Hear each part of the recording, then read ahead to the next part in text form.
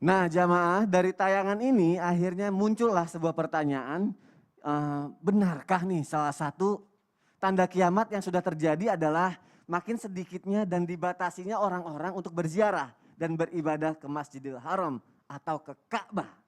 Nah mohon penjelasannya Ustadz Syam, silakan. Bismillahirrahmanirrahim. Tabi guruku Ustaz Maulana Ayahanda Habib Nabil dan Masoni yang dimuliakan Allah Subhanahu wa taala serta para alim ulama yang dimuliakan Allah Subhanahu wa taala. Ada satu riwayat ditulis oleh Imam Al-Ghazali, Allah Azza wa Jal telah berjanji akan selalu dikunjungi 600.000 orang. Jika kurang maka Allah melengkapinya dengan mengirim para malaikat. Sesungguhnya Ka'bah itu mempertemukan seperti sepasang mempelai yang diarak.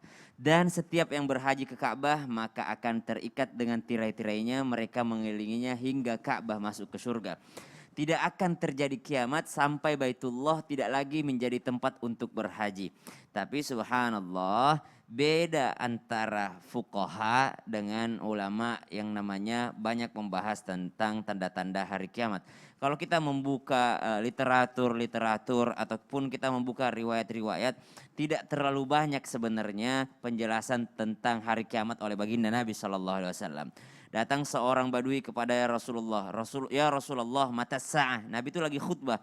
Mata sa'ah, kapan kiamat? Kapan kiamat? Kapan kiamat? Nabi itu nggak jawab tentang kapan kiamat. Langsung Nabi nanya, emang apa persiapanmu menuju kiamat? Jadi subhanallah, Nabi saja ditanya tentang kiamat, nanya balik, emang apa yang kau sudah siapkan untuk hari kiamat? Maka kalau kita cari-cari yang seperti ini, wallahu alam, apakah benar riwayatnya sahih, apakah benar adalah penjelasannya seperti itu, kita kembalikan kepada Allah Subhanahu wa taala. Namun kita tetap meyakini adanya hari kiamat karena percaya akan hari akhir termasuk daripada rukun keimanan kita. Namun jikalau ditanyakan apakah semakin sepinya Masjidil Haram ini adalah satu tanda yang sudah terbukti, justru kebalikannya. Justru karena ramai sekali Masjidil Haram sehingga dibatasi. Bukan karena sepi gitu. Justru karena terlalu banyak orang yang mau berangkat ke sana, akhirnya ada kuota setiap negara yang berkunjung ke Masjidil Haram. Sekarang kok tapi itu tadi videonya sepi Ustaz, berarti tanda kiamat. Sepinya karena apa? Sepinya karena ada satu wabah yang berbahaya, ada satu pandemi sehingga orang tidak boleh dulu berkunjung ke sana. Bukan dihentikan ibadah haji, namun ditahan terlebih dahulu demi apa? Demi keselamatan bersama. Maka subhanallah, jikalau ditanyakan tidak ada orang yang berkunjung disebabkan karena corona, bukan berarti kita tidak mau beribadah. Namun ini adalah hasil ijtihad daripada para ulama, sehingga kalau berangkat ke sana justru akan mengurangi populasi manusia karena penyakit akan tersebar, akan menular sehingga nanti susah untuk berkunjung ke Masjidil Haram. Justru diamankan di Masjidil Haram, Ka'bah dan sekitarnya supaya apa? Supaya kita bisa aman lagi kembali ke sana. Maka subhanallah, yakinlah para jamaah yang punya mimpi untuk berangkat ke Masjidil Haram, ayo nabung, ayo kita bertekad ke sana, ayo kita berniat ke sana, masih bisa berangkat orang ke sana insya Allah untuk beribadah umrah ataupun beribadah haji dan merasakan nikmatnya memandang langsung Baitullah. Kita sujud di hadapan sana. Jikalau diyakini bahwa ini adalah tanda-tanda kiamat, ini mendekatkan kita supaya semakin berniat untuk berangkat ke sana. Namun jangan sampai kita menunda-nunda kalau sudah ada rezeki. Banyak orang yang sekarang menyesal karena nunda-nunda akhirnya Nunda-nunda, ternyata pandemi nggak bisa berangkat ke jadi sana, nggak bisa ke barulah sana menyesal ya. sekarang. Iya. Baik, semoga sekarang kita sama-sama berdoa, semoga wabah ini juga bisa segera berakhir jamaah. Insya Allah. Amin, dan semoga apa yang kita impikan untuk kita bisa pergi ke tanah suci bisa segera terwujud. Amin ya rabbal alamin, Masya Allah. Langsung saja sekarang jamaah kita akan masuk ke segmen lagi. Tanya dong Ustaz. Kami semua tanya dong Ustaz. Masya Allah, tabarakallah. Masya Allah, langsung aja ada pertanyaan nih aku bacain ya. Pertanyaan dari siapakah yang akan dibacakan? Kita sudah masuk nih, coba nih udah masuk belum ya? Udah terhubung? Oh sudah, Masya Allah. Sekarang Untung gambar masjid ya. foto masjid ya. Kita lihat Instagram Islam itu indah. Kita buka video Ustadz Syam.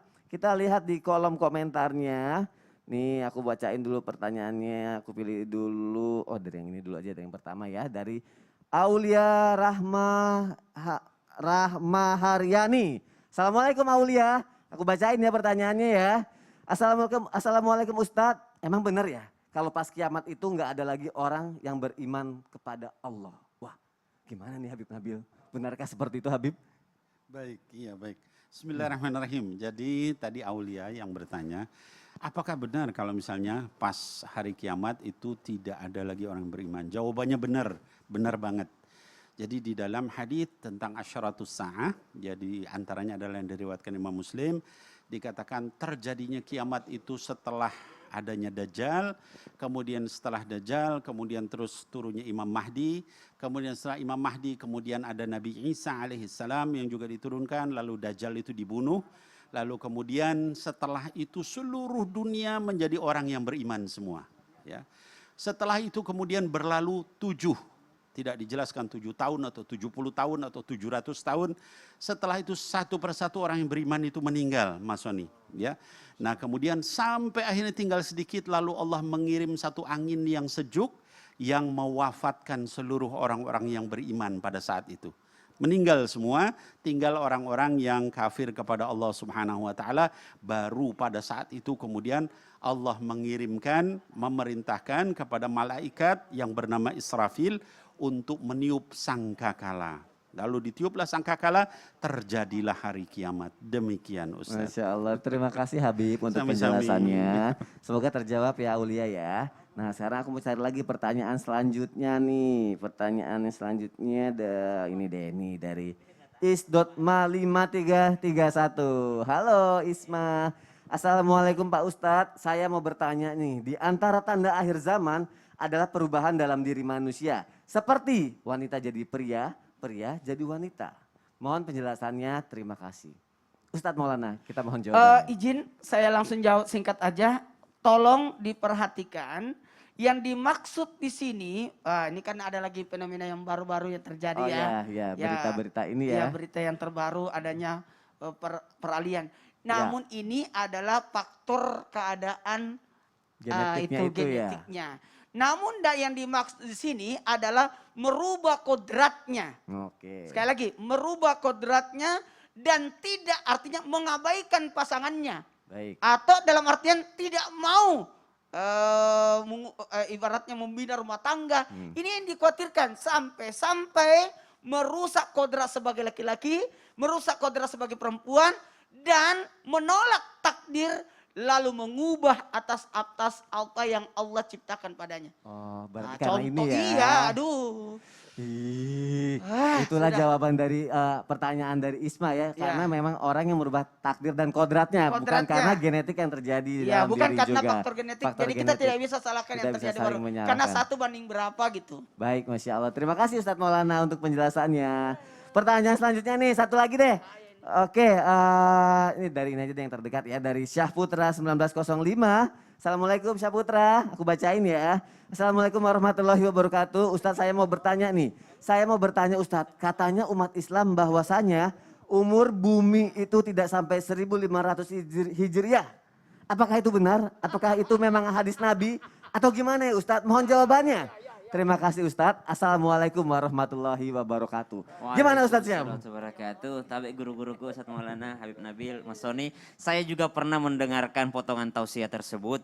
Lalu karena penasaran kami juga mencari tahu. Dan kebanyakan ulama hadis mengatakan bahwa hadisnya tidaklah sahih. Ya, jadi Nabi itu kalau mau memprediksi atau pastiin aja gitu. Nah, seandainya memang sahih dari dulu Nabi kita sudah mendengarkan daripada riwayat tersebut. Namun ternyata ini adalah satu hadis yang didapati cacatnya di dalamnya. Artinya tidak bersambung langsung kepada baginda Nabi SAW. Namun tidak mengapa untuk kita yakini. Untuk apa? Supaya kita di akhir-akhir 1400 ini udah deket banget ini. Kita memperbaiki ibadah kita. Namun subhanallah kita kembali. Kalau kita harus fair. Kalau hadisnya sahih kita bilang sahih. Kalau hadisnya tidak sahih kita juga tetap mengatakan sahih. Dan jangan pernah kita berbohong atas nama baginda Nabi SAW. Naudzubillah min dzalik. Terima kasih guru-guruku untuk jawabannya. Terima kasih jamaah sudah mengirimkan pertanyaannya ke media sosial Islam itu Indah.